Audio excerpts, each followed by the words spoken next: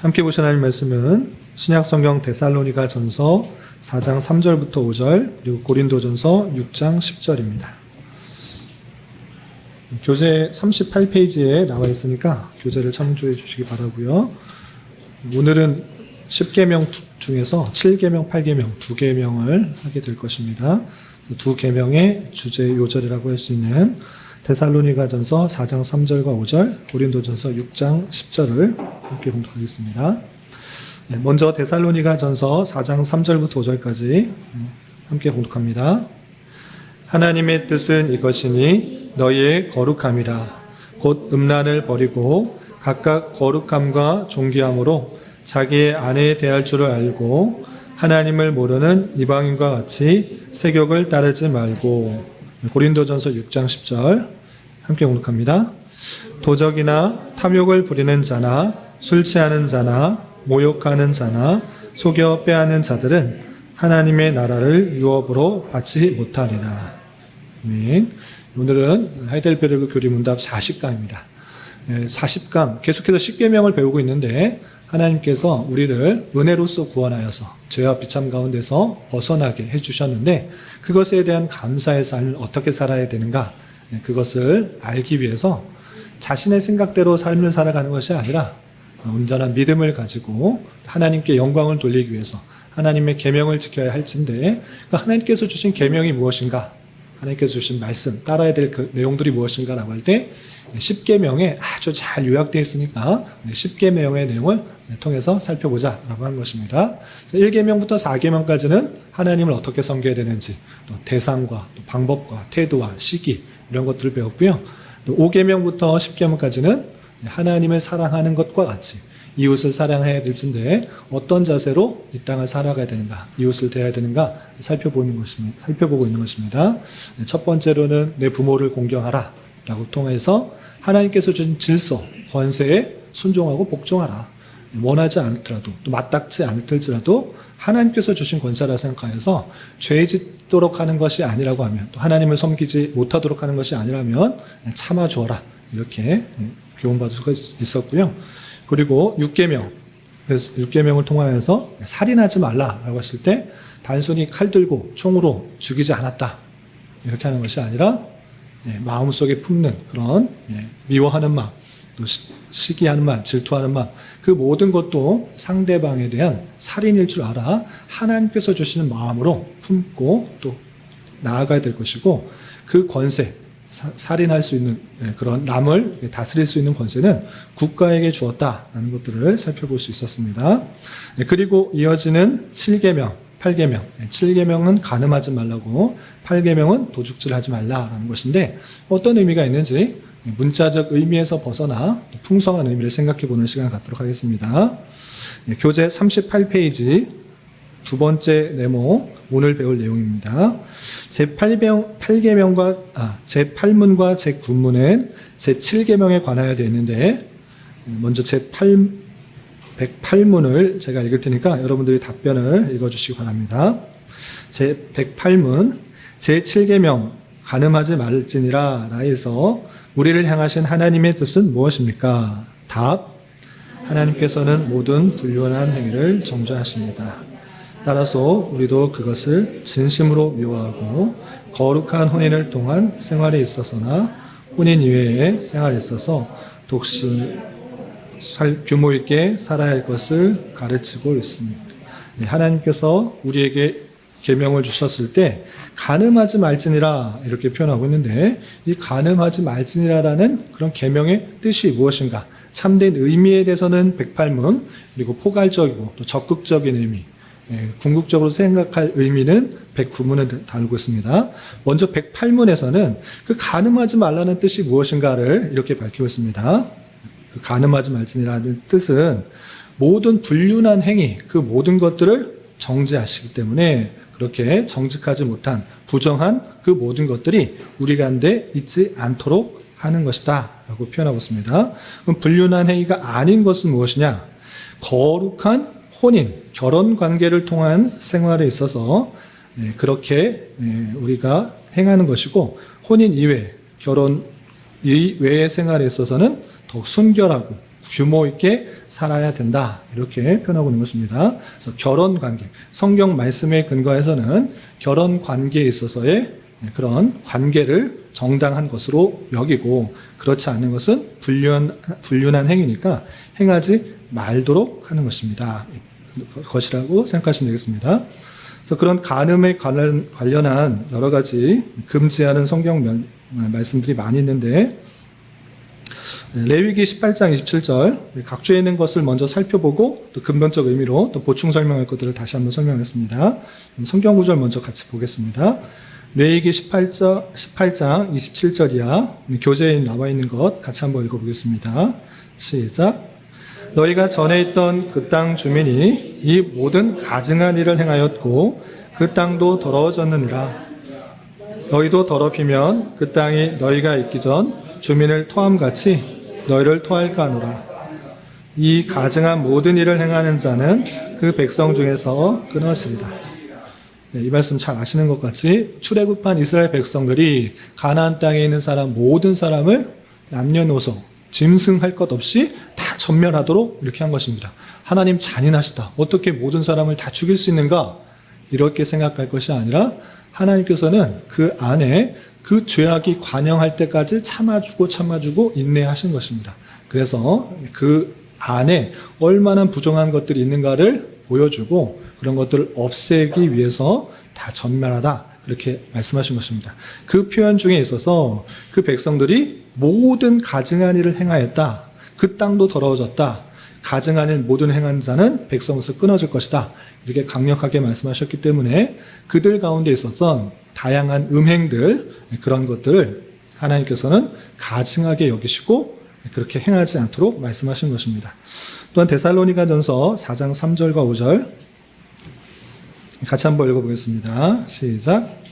하나님의 뜻은 이것이니 너희의 거룩함이라. 곧 음란을 버리고 각각 거룩한 존귀함으로 자기 아내에 대할 줄을 알고 하나님을 모르는 이방인 같이 세욕을 따르지 말고 마음속에 드는 그런 성적 욕구가 지나치게 되어서 음란함으로 여기지 않고 그렇게 세욕을 쫓아 나가는 그런 음란함을 버려라. 그것이 하나님의 뜻이다. 이렇게 표현하고 있는 것입니다. 그리고 히브리서 13장 4절에서도 비슷한 표현이 있습니다. 39페이지 맨 위쪽입니다. 같이 읽어보겠습니다. 시작. 모든 사람은 결혼을 귀히 여기고 침소를 더럽히지 않게 하라. 음행하는 자들과 간음하는 자들을 하나님이 심판하시리라. 하나님께서는 이렇게 음행하는 자들, 간음하는 자들 심판하실 것이니 결혼 관계를 더욱더 귀히 여기고 그 외의 것들을 행하지 않도록 강조하고 있습니다. 또한 바울 사도가 우리 고린도전서 7월 달에 살펴봤죠. 7장에 보면 결혼 관계에 대해서 이렇게 잘 표현하고 있습니다. 우리 교재에 나와 있는 고린도전서 7장 1절 이하 말씀 같이 한번 읽어보겠습니다. 시작. 너희가 쓴 문제에 대하여 말하면 여자를 가까이 아니함이 좋으나 음행을 피하기 위하여 남자마다 자기 아내를 두고 여자마다 자기 남편을 두라. 남편은 그 아내에 대한 의무를 다하고 아내도 그 남편에게 그렇게 할지라.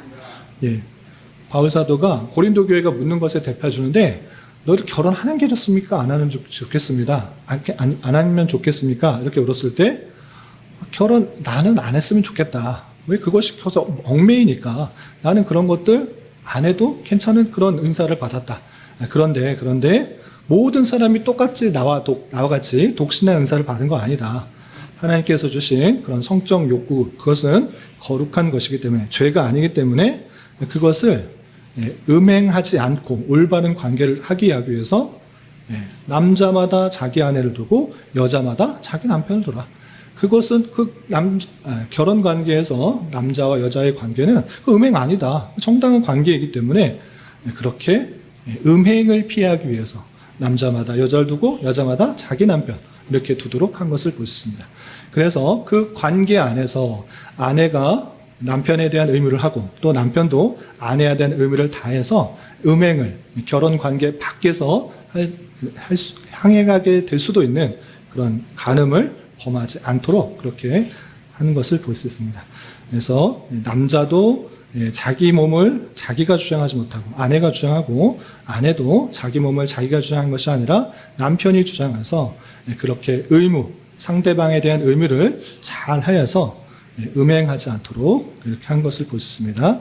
이것이 간음하지 말라는 그런 근본적인 그런 의미인 것입니다. 그런데 여기서 먼저 생각할 것이 있습니다. 하나님께서 이 성적 욕구를 왜 주셨는가? 하나님께서 우리에게 잠을 자고 싶은 욕구, 먹을 것을 갖고 싶은 식욕, 다양한 욕구를 주셨습니다. 성적 욕구도 하나님께서 있어야 되기 때문에 주신 것입니다. 그런데 그것을 어떻게 사용해야 되는지를 잘 알려주고 있는데, 그런데 창조 원리에서 창조 명령과 함께 생각해 봐야 될 것입니다. 하나님께서 아담을 지으시고 명령하신 것이 있습니다. 너는 생육하고 번성하여 땅에 충만하라. 혼자 그것을 생육하고 번성하고 충만할 수가 없기 때문에 잠을 취하고 갈빗대를 취하여서 여자를 만들었습니다. 그렇게 해서 생육하고 번성하고 충만하도록 했습니다. 그런데 여기서 잘 생각해 보여야 될 것이 있습니다. 하나님께서 그 백성 아담과 같은 그 인간들이 땅에 생육하고 번성하고 충만하기 위해서는 여자를 한 명을 만드는 게 좋겠습니까? 아니면 많이 만드시는 게 좋겠습니까? 많이 만들고, 그렇게 많이 만들어서 아담이 많은 여자와 결혼을 해서 많은 아이를 낳고, 또 남자와 여자가 한 번만 그렇게 결혼하는 것이 아니라 여자마다 원하는 사람마다 자기 마음에 맞는 사람마다 결혼하지 않고 그냥 낳고 기르고 하면 우리의 생각보다 훨씬 더 생육하고 번성하고 충만할 것이 빠르겠습니까? 느리겠습니까? 빠를 수 있죠. 그냥 간단하게 생각하면 하나님께서 그냥 하나 만들고 딱히 만들었고, 처음부터는 그냥 처음에는 한 명씩 만들고 나머지는 아무렇게나 결혼해도 된다. 만나는 사람, 원하는 사람끼리 다 결혼하고 아이 숨풍숨풍 나서 땅에 가득해라. 이렇게 하시면 되는데 왜 남자와 여자 그 관계에서 그렇게 생육하고 번성하도록 했는가? 이거를 먼저 생각해 봐야 될 것입니다. 그래서 하나님께서 생육하고 번성하여 충만하라 라는 것은 그냥 인간이 이 땅 가득, 지구 가득, 득실득실하게 많은 그것을 원하시는 것이 아니라 하나님의 뜻에 맞게 온전하게 다스리는 것들이 온 땅에 가득하기를 원하셨다. 이것을 잊지 말아야 될 것입니다. 단순히 생육하고 번성하고 충만한 것이 아니라 막 아무나 만나서 자녀 낳고 가득해야 된다. 이것을 말하는 것이 아니라 하나님의 뜻에 맞게 온전한 다스림, 하나님의 그 거룩하심과 아름다우심들을 온 땅에 가득하게 드러낼 그런 인간들이 가득하기를 원하셨던 것이고, 그 방법은 무엇인가? 한 남자와 한 여자의 결혼을 통해서 이루도록 하신 것이다 라는 것입니다. 그래서 그 결혼 관계를 통하여서 하나님께서는 무엇을 원하셨느냐? 경건한 자를 낳도록 원하셨던 것입니다. 많은 사람들 그냥 신앙적으로도 많지 않고 또 온전한 그런 생각을 갖고 있지 않은 사람, 그냥 외적인 것으로 보고 성적인 욕구만 느껴서 막 이렇게 결혼하고 그런 관계를 가지고 아이를 낳으면 되는 것인가? 그렇지 않고 올바른 신앙관의 관계를 가지고 결혼을 하고 그 관계에서 자녀를 낳고 그 자녀를 올바르게 기러서 바른 신앙의 그런 백성들을 기르시기를 원하셨다라는 것입니다. 그것이 이게 제 말이 아니라 성경에 분명히 쓰여 있는 것입니다. 성경을 찾아보겠습니다. 말라기, 여기는 안 나와 있어서 제가 좀 보충하는 것입니다. 말라기 2장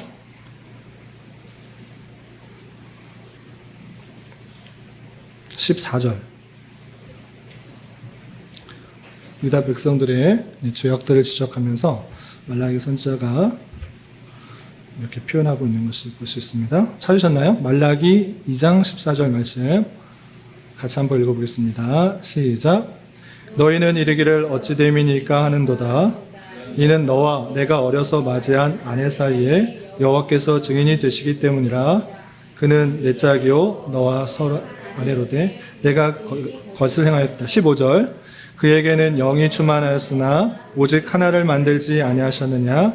어찌하여 하나만 만드셨느냐? 이는 경건한 자손을 얻고자 하심이라. 그러므로 내 심령을 삼가지켜 어려서 맞이한 아내에게 거짓을 행하지 말지니라. 아담에게 왜 하와 한 명만 만들었느냐? 많이 만들어 놓고 순풍순풍 나와서 아주 그냥 번성하고 충만하여서 금방 충만하게 되면 되는데, 그것이 아니고 경건한 자손을 얻고자 하심이라, 이렇게 표현하고 있는 것입니다. 물론 능력이 많아서 많은 일부 다처제를 해서 잘 아이를 기를 수 있는 사람도 있겠지만, 그런 것이 아니라 신앙의 내용 안에서 바르게 기르게 하기 위한 하나님의 섭리 가운데서는 경건한 자손을 얻고자 한 남자와 한 여자 이렇게 만나게 해서 결혼하게 하셨다. 이 사실들을 잊지 말아야 할 것입니다. 근데 목사님, 네. 성경에 다양한 사람들이 많은 결혼을 했죠. 네네. 다윗도 많았고, 솔로몬도 많았고, 아브라함도 있었고, 많이 있었는데, 그래서 성경에 나와 있는 사람들의 모습들이 다 옳다라고 말하는 것이 아닙니다. 그때 당시의 풍습들을 잘 보여주는 그런 모습이고, 또 왕이 되었을 때도 수많은 그런 아내들을 맞았는데, 우선 그때 당시의 왕들의 일반적인 그런 모습이었는데, 그런 모습을 그냥 갖고 있는 것입니다. 성경에 나와 있는 게 다 옳은 게 아니고, 성경에 나와 있는 게 옳은 게 아니고, 그렇죠? 얘기할 수 없는 거예요? 아니요. 그때 그런 모습들이 있었지만 하나님께서 원하셨던 모습은 아니다. 그러니까 성경의 인물들이 다 옳은 행동들을 한 것이 아니라 그때 당시의 풍습에 따라 여러 명의 아내를 둔 경우도 있으나 그것이 하나님께서 원하시는 결혼의 제도는 아니다. 이렇게 이해하시면 되겠습니다. 그러니까 아브라함이 했으면 우리도 할 수 있지 않느냐? 모세도 뭐 이렇게 해주고 뭐 다윗도 그렇게 하고 그렇게 했으니까 해도 되느냐? 그건 아닌데. 두 번째 예를 들면 이제 조금 더 이해가 될 것 같습니다. 꼭 그런 모습이 아니었지 않느냐라고 했을 때 제가 이제 말하려고 하던 것들을, 궁금한 것들을 불러서 제가 말하려는 것을 말씀드리면 조금 이해가 될 것 같아요. 그래도 이해가 안 되시면 또 한번 질문하시기 바랍니다. 그런데 더 궁극적으로 남편과 아내를 왜 만드셨는가? 이것을 더 잘 알아야 됩니다. 왜 한 사람과 한 여자를 해야 되는가? 또 성경에서 오늘 오전에서도 말했는데 성경에서는 계속해서 신랑 되신 그리스도 그리고 그 교회를 신부로 하는가? 또 하나님만 온전히 섬기지 않았을 때 정결하지 않고 음란하다고 했는가? 이런 것을 잘 생각해 봐야 되는데, 하나의 예로 성부 하나님과 성자 하나님이 있지 않습니까? 하나님께서 낳으셨을 때 아내가 필요하지도 않지 않습니까? 그런데 왜 굳이 성부 하나님과 성자 하나님이 있을까? 이런 생각을 해보셨어요?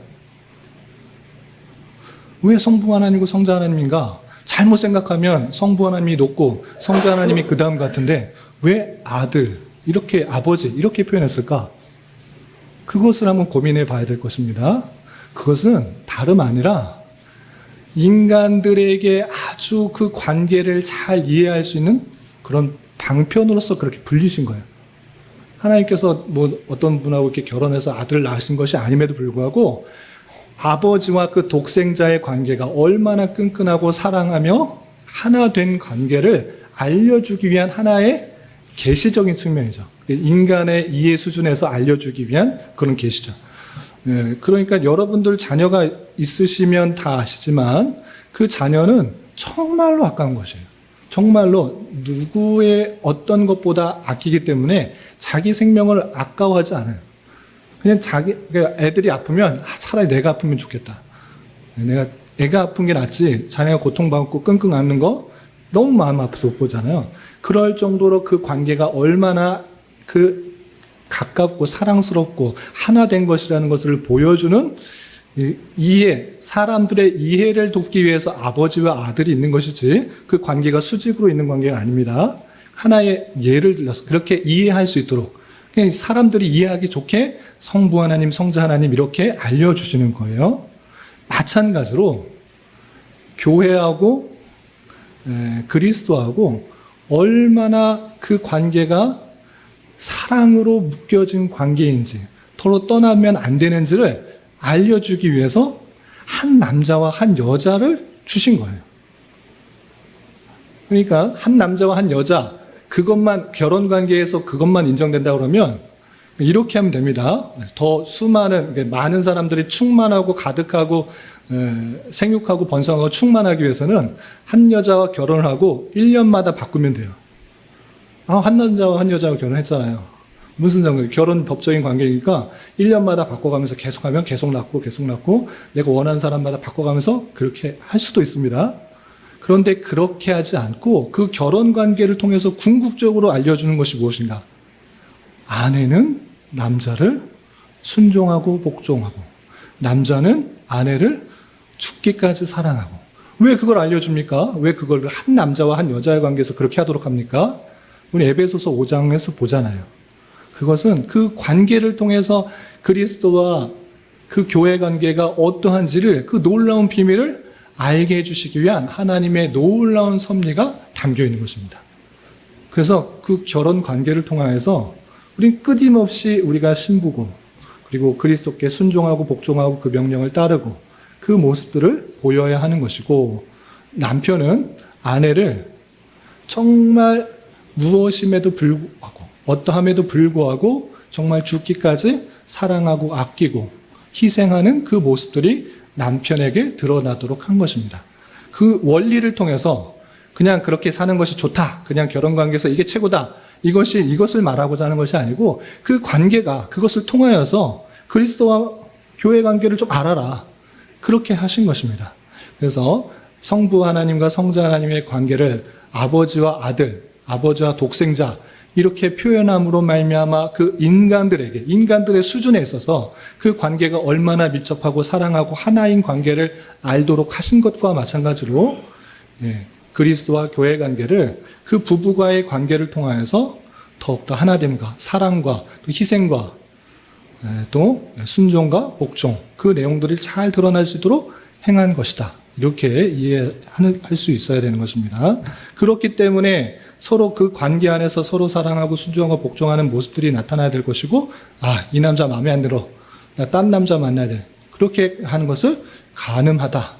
다른 마음을 단문에 두는 것이다 라고 하면서 우상 숭배뿐만 아니라 결혼 관계에서도 이렇게 막도록 한 것입니다. 남자도 마찬가지로 한 여자를 계속적으로 사랑하고 희생하고 봉사할 것인데 그렇게 하지 않도록 하는 것은 간음이고 옳지 않은 그런 관계이다. 그래서 다시 요약하면 간음하지 말라라는 그 의미에 있어서 한 남자와 한 여자의 그 결혼 관계에 있어서 올바른 그런 관계를 가져야 될 것이고 다른 여자 또는 남자를 통해서 부정직한 불륜한 그런 행위는 하지 못하도록 했는데 이것은 첫 번째로 경건한 자손을 낳게 하기 위한 하나님의 방편일 뿐 아니라 그리스도와 교회와의 관계가 어떠한지를 알려주기 위한 하나의 제도적인 측면이다. 이렇게 이해하시면 되겠습니다. 그래서 또 해결되지 않은 것이 있으면 혹시 질문을 하시면 어느 정도 좀 이해가 되셨나요? 예, 그렇게 이해하시면 되고 그리고 성경에 나와 있는 다양한 인물들이 모든 인물들은 아니지만 굵직굵직한 인물들도 이렇게 여러 명의 아내를 둔 경우가 나옵니다. 성경에 나온 인물들이 했다고 해서 다 해야 된다. 이걸 말하는 것이 아니고 그들도 여전히 연약하고 부족하고 죄많은 인생이어서 그때 당시의 풍습들의 세계관, 그때 당시의 그런 모습에 동화되는 연약한 모습들이 그대로 드러나고 있다. 이렇게 생각하시면 되겠습니다. 일반적인 그런 사람들에 있어서는 한 남자 한 여자 그런 데 있었는데 자기의 권세가 있다고 힘이 있다고 능력이 있다고 많은 여인들을 두는 그런 이방인의 풍습들을 여전히 이스라엘 백성들도 가지고 있는 연약함, 부족함, 죄악들이 있다. 이렇게 생각하시면 되겠습니다. 네, 그리고 109문에서는 이것을 좀 포괄적이고 또 크게 의미에 있어서 그 의미를 확장해서 설명하고 있습니다. 제가 109문을 읽을 테니까 여러분들이 답변을 읽어주시기 바랍니다. 제 109문 이 계명에서 하나님은 오직 간음과 같은 추악한 죄만 금한 것입니까? 답. 우리의 몸과 영혼은 성령께서 거하신 거룩한 전이므로 하나님께서는 우리의 몸과 영혼이 정결하고 성결하시기를 원하십니다. 그래서 하나님은 모든 불륜한 행동을 금하고 표정이나 말이나 생각이나 욕망 또한 그의 무엇이든지 사람을 그러한 것에 끌어가는 것 금하고 있습니다. 예, 그냥 실제적으로 육체적으로 그렇게 음행하지 않았다, 간음하지 않았다 이것만 말하는 게 아니라 더 확장적으로 포괄적으로 말하면 예, 그런 생각, 표정, 욕망 그런 모든 것들을 금하는 것이고 왜 그러는가? 우리 몸과 영혼은 성령께서 거하시는 거룩한 전이기 때문에 더욱더 거룩과 순결, 성결, 정결 이것이 우리 안에 있도록 하시는 하나님의 뜻이다라는 것들입니다. 먼저 맨 밑에 있는 거 읽을게요. 마태복음 5장 27절 28절 39페이지 마지막 각주에 있는 구절입니다. 마태복음 5장 27절 28절 함께 봉독합니다. 시작. 또 간음하지 말라 하였다는 것을 너희가 들었으나 나는 너희에게 이르노니 음욕을 품고 여자를 보는 자마다 다음에 이미 간음하였느니라. 예, 나 실제적으로 간음 안 했다, 음행 안 했다, 육체적으로 그렇게 안 했다 이렇게 말하는 것 아주 하나님 보시기에는 가증스러운 것일 수 있습니다. 왜? 하나님의 마음과 생각을 다 통찰하시기 때문에 예, 음욕을 품는 것, 생각하는 것조차 이미 간음하였다 이렇게 표현하고 있는 것입니다. 그런 마음조차 품지 않도록 하는 것인데 왜 그런가? 고린도전서 6장 18절부터 20절까지 위에 있는 구절입니다. 함께 봉독합니다. 시작. 음행을 피하라. 사람이 범하는 죄마다 몸 밖에 있거니와 음행하는 자는 자기 몸의 죄를 범하느니라.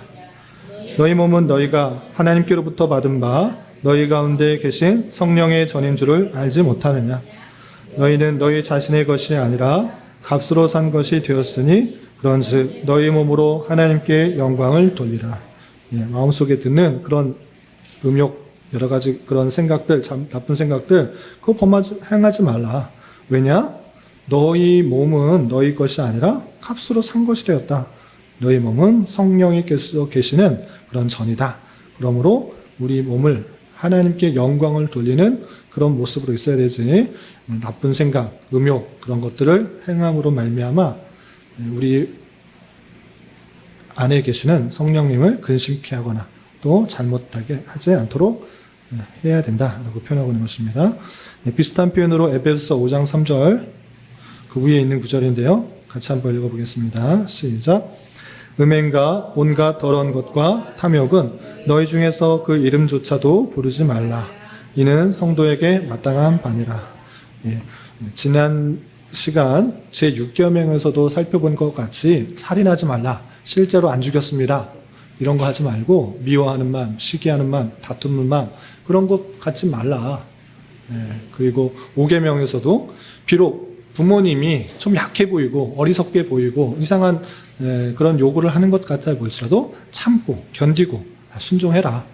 그 궁극적으로 계속적으로 무엇을 추구하도록 하는가? 우리가 하나님의 전이고 하나님께서 산 바가 되었기 때문에 우리 몸과 정신과 생각 모든 것을 주님의 모습으로 계속적으로 성화시켜 나갈 수 있도록 그렇게 요구하는 것이다 하는 것입니다. 그래서 우리가 하나님께 사신 바 되어서 우리 안에 하나님께 성령께서 계신 줄 알아. 음행, 온갖 더러운 것, 탐욕 이런 부정한 것들을 생각하지 않도록 하나님께서 요구하시는 줄 알아. 그렇게 나아가야 되겠습니다. 그리고 이어서 제8계명 하겠습니다. 40페이지 보시기 바랍니다. 제가 백신문을 읽을 테니까 여러분들 답변을 읽어주시기 바랍니다. 제100신문 제8계명 도덕질 하지 말지니라 해서 하나님께서 금하시는 것이 무엇입니까? 답. 하나님께서는 단지 법률로 금지되어 있는 공공연한 도둑질과 강도질만을 금하신 것이 아닙니다. 하나님의 눈에 비치는 도둑질이란 비록 그것이 겉으로는 합법적으로 보일지라도 실제로는 이웃을 속이는 모든 행위, 즉 저울과 자와 대유를 속이는 일, 사기, 위조, 폭리 또는 하나님이 금지한 기타 모든 수단들이 포함됩니다. 그뿐 아니라 하나님께서는 모든 탐욕과 자신의 은사들을 무분별하게 낭비하는 모든 일을 금하십니다.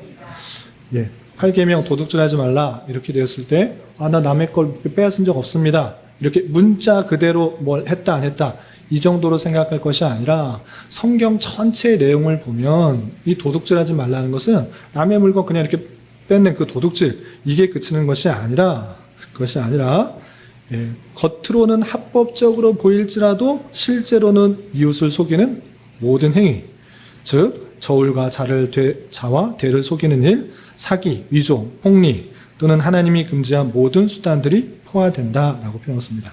그래서 눈에 보이는 그런 그것에서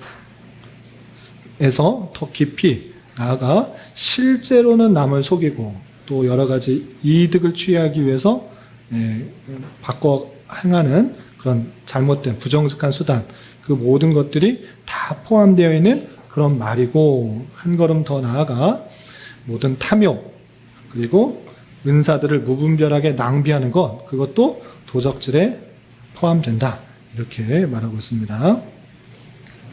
네, 그런 관련된 그런 표현들 여러 가지 있는데요. 신명기 25장 13절이야 40페이지 중간 정도에 있는데요. 신명기 25장 13절이야 찾으셨죠? 같이 한번 읽어보겠습니다. 시작. 너는 내 주머니에 두 종류의 저울추 곧 큰 것과 작은 것을 넣지 말 것이며 내 집에는 두 종류의 돼 곧 큰 것과 작은 것을 두지 말 것이요 오직 온전하고 공정한 저울추를 두며 온전하고 공정한 되를 둘 것이라. 그리하면 내 하나님 여호와께서 내게 주시는 땅에서 내 날이 기니라. 예, 이런 것도 이런 하나님의 말씀도 다 도둑질하지 말라라는 것에 포함되어 있는 것입니다. 팔 때와 살 때 추를 달리하여서 내게만 이득이 되게 하려는 것, 상대방의 이득을 다 뺏는 것인 줄 알아. 그렇게 하지 마라. 그렇게 말하는 것이고 또 시편 15편 5절 말씀 그 밑에 있는 것도 같이 한번 읽어보겠습니다. 시작. 이자를 받으려고 돈을 구워주지 아니하며 뇌물을 받고 무죄한 자를 해하지 아니하는 자니 이런 일을 행하는 자는 영원히 흔들리지 아니하리라. 예, 이자를 받으려고 돈을 구워주지 않는 것. 예, 자기 이익만을 위해서 돈 좀 구워줬다가 이득을 많이 받으려고 하는 것. 그런 것들, 그런 것 행하지 않도록 하는 그 모습을 볼 수 있습니다. 그리고 그 밑에 있는 누가복음 6장 35절 같이 한번 읽어보겠습니다. 시작. 오직 너희는 원수를 사랑하고 선대하며 아무것도 바라지 말고 구워주라. 그리하면 너희 상이 끌 것이요 또 지극히 높으신 이의 아들이 되리니 그는 은혜를 모르는 자와 악한 자에게도 인자하니라. 예, 시편 15편에서도 그렇고 누가복음 6장에서도 그렇고 이자 때문에 돈 구워주지 말고 또 돈 구워준 것 같고 이자를 덧붙여서 받지 말라. 이런 표현들이 성경에 나와 있는 것입니다. 아니 당연히 자본주의 사회에서는 돈 구워주면 그 이자로 수고 내 거에 대한 보상으로 빌려준 것의 보상으로 이자 받는 것이 당연한데 왜 그렇게 하지 말라라고 하는가? 그리고 도둑질하지 말라라는 그 의미가 무엇인지를 잘 생각해야 될 것입니다. 하나님께서 이것을 그냥 문자적으로 남의 것 폭리 취하지도 않고 사기치지 않고 훔치지도 않고 그렇지 않았다. 이 정도에 그치는 것이 아니라 무엇이는가? 하나님께서 정직한 마음을 허락하여 주시도록 하는 것인데 그것보다도 더 먼저적으로 할 수 있는 것은 하나님의 주권을 믿는 자로서 하나님께서 우리에게 가장 적절한 것으로 적절한 때에 주실 것을 믿는 것입니다. 다시 한번 도둑질하지 말라는 것은 내가 지금 당장에 저게 있으면 좋아 보이고 저거 가지면 좋아 보여서 또는 요거 이득을 사람 모르게 취하면 나에게 이득이 되는 것 같이 내가 생각하여서 내가 계획을 짜내서 조금 이득을 취하면 나에게 도움이 되는 것 같지만 그것이 아니라 하나님께서 우리에게 필요한 것들을 너희가 염려하지 않아도 근심하지 않아도 걱정하지 않아도 알아서 다 채워준 자 그것을 말해주는 본문으로 이해되는 것입니다. 마태복음 6장에 우리 잘 아는 표현처럼 걱정 근심한다고 그 뭐 달라지는 것이냐? 공중의 새를 봐라. 들에 핀 백합화를 봐라. 걱정 근심하지 마라. 하나님의 자녀지 않느냐? 내가 가장 사랑하는 독생자 보내서 너희를 대신하여 죽지 않았냐? 무엇을 걱정하느냐? 입을 것, 먹을 것, 그런 거 걱정하고 있냐? 이방인들이 구하는 거고, 너희는 너가 갖고 있는 것을 감사함으로 족한 줄 알아. 이것이 하나님께서 주시는 그 내용들인 것입니다. 아니, 하나님, 저 사람은 저렇게 많은데 나는 이것밖에 없는데 어떻게 그것이 족합니까? 그것이 어떻게 그것을 족할 수 있습니까? 나도 조금 더 갖고 싶고, 조금 더 누리고 싶고, 할 수 있는데 왜 그것을 족한 것으로 여기라고 하십니까? 라고 할 때, 하나님께서 우리의 아버지가 되시기 때문에 그 모든 것들이 내가 소유하지 않아도 우리의 것이다. 이 사실들을 잊지 말아야 되는 것입니다. 내가 가져야만 내 것인가? 탕자의 비유. 성경에 탕자라는 표현은 없지만 내가 받은 것 모두 다 소탕해버리고 돌아온 그 둘째 아들이 둘째 아들 이야기에서 그 첫째 아들은 나는 뭐 나한테 해준 거 하나도 없지 않습니까, 아버지요? 아니, 저기 다 탕진하고 돌아온 그 아들에게는 이렇게 다 해주고 난 뭡니까 도대체? 이렇게 할 때, 아니, 너는 아버지하고 같이 있지 않았느냐? 다 네 거다. 이렇게 말하는 것을 보아 내가 가지고 누리고 써야지만 내 것이 아니라 하나님 아버지의 자녀라는 것을 알고 이 모든 것이 주님의 것인지 주님의 것이므로 주님의 백성으로서 하나님의 백성으로 내게 주실 필요가 있을 때에는 반드시 주신다. 가장 적절한 때에 주신다. 그러므로 걱정하지 말고 근심하지 말고 도둑질하지 마라. 너 없는 사람처럼 왜 그러냐? 너 지금 S그룹 아들이다. H그룹 아들이다. A그룹 아들이다. 너 아들인데 지금 뭐 그거 하나 가지려고 그렇게 훔치고 마음 그거 갖고 싶은 마음 사람 속여가지고 조금 더 얻으려고 그러지 좀 마라. 너 하나님 백성이야.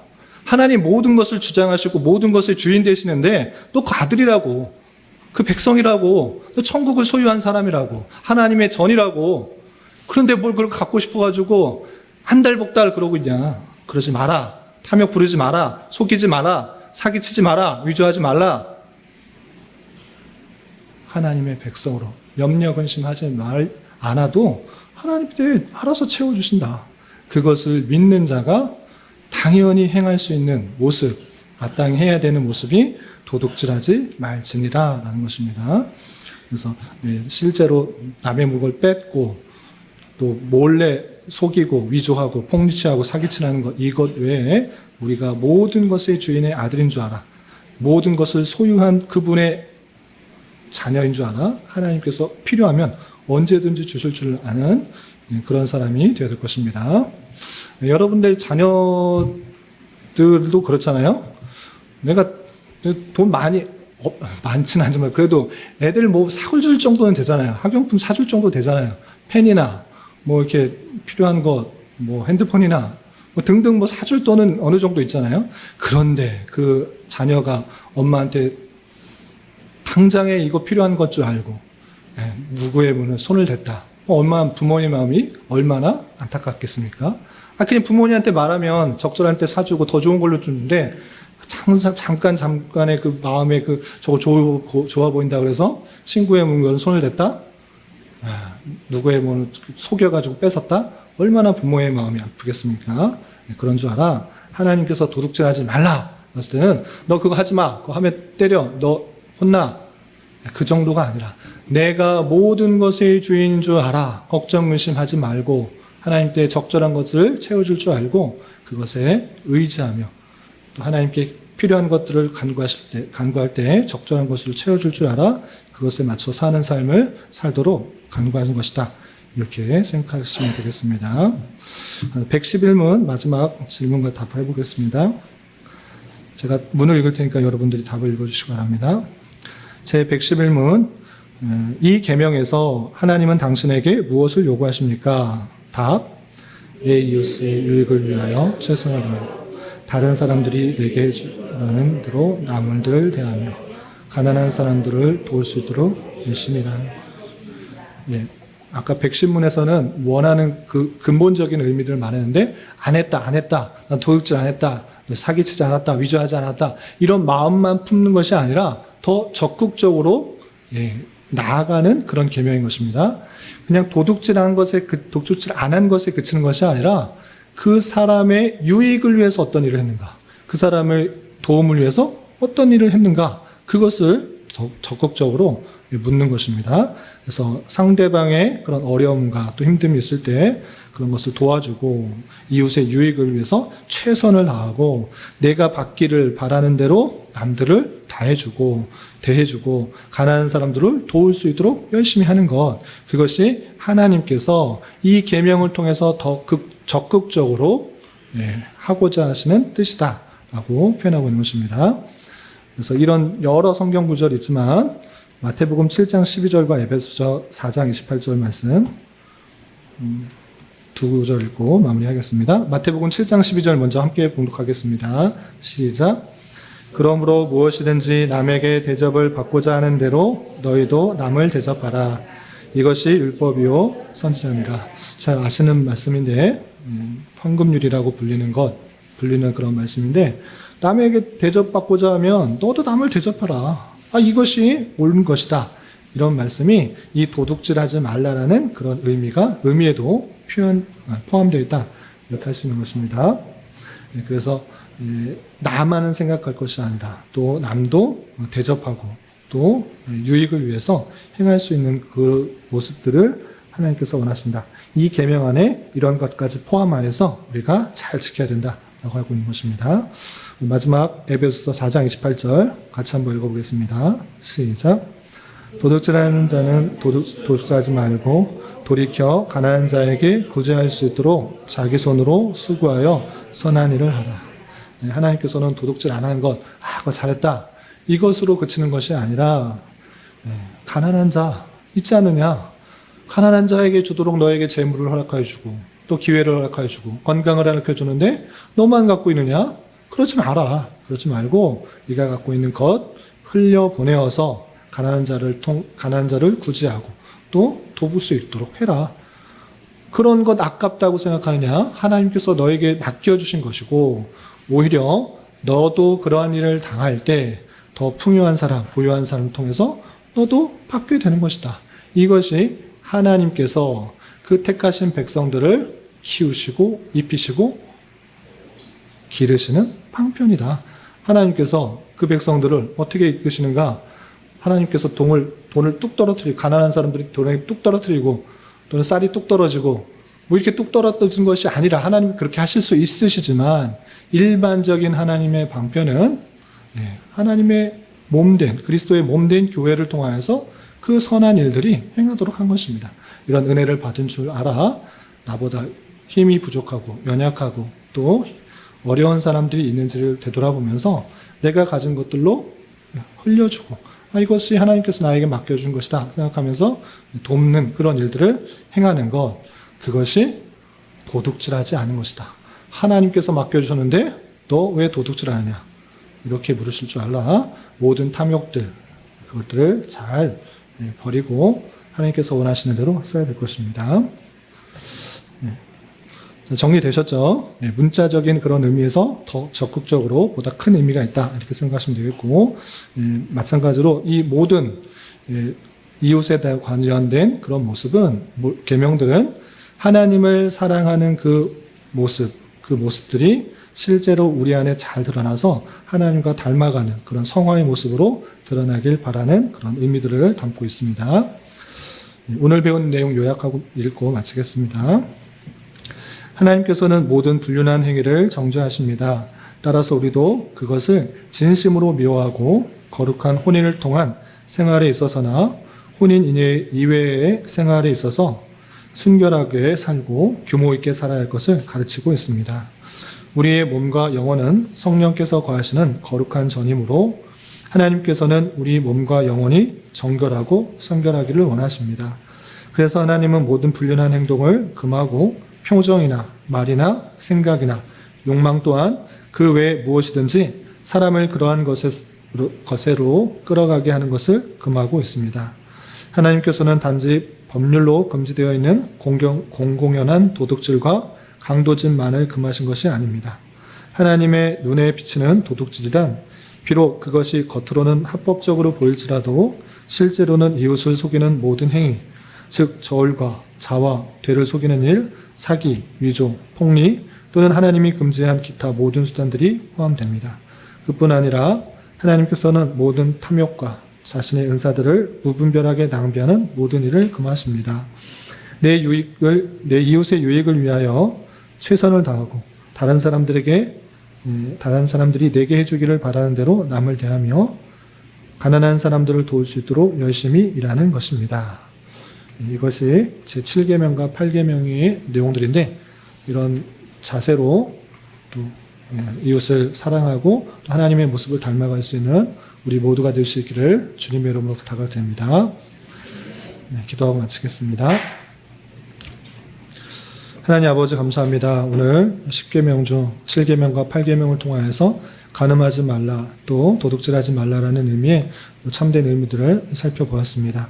하나님께서 우리 안에 계셔서 또 그리스도와 교회의 관계를 어떻게 해야 될지를 또 결혼 관계를 통하여서 알려주셨을 텐데 우리가 결혼 관계를 통하여서 또 하나님과 그리스도와 교회의 관계를 잘 깨닫고 또 하나님께서 원하시는 그런 거룩과 정결한 모습들로 잘 지어져 갈 수 있도록 인도하여 주시고 또 하나님께서 우리의 생각과 마음과 모든 것들을 아셔서 가장 필요한 때 적절하게 채워주실 줄 알고 도둑질하거나 또 속이거나 남을 빼앗거나 불이한 이익을 취하거나 하기보다는 남을 더욱더 필요와 또 아픔과 또 어려움들을 나누어서 또 하나님의 사랑을 잘 흘려보낼 수 있는 저희가 될 수 있도록 인도하여 주시옵소서.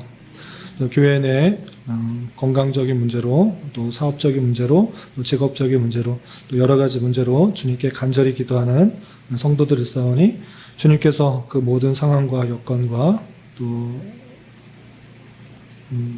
마음을 주장하여 주셔서 가장 필요한 것들로 채워주시고 선한 것들로 역사하신 하나님을 깊이 경험할 수 있는 은혜 허락하여 주시옵소서. 우리 8월 11일에 전교인 1일 여름 캠프가 있는데 준비하는 손길과 또 그 캠프를 통해서 교회가 더욱더 하나 되며 또 하나님께서 원하시는 그 모습들로 또 성장해가고 또 나아갈 수 있는 귀한 기회 될 수 있도록 주님 모든 것들을 주장하여 주시옵소서. 돌아가는 발걸음도 안전하게 지켜주실 믿으며 이 모든 말씀 예수님의 이름으로 감사히 기도드리옵나이다. 아멘.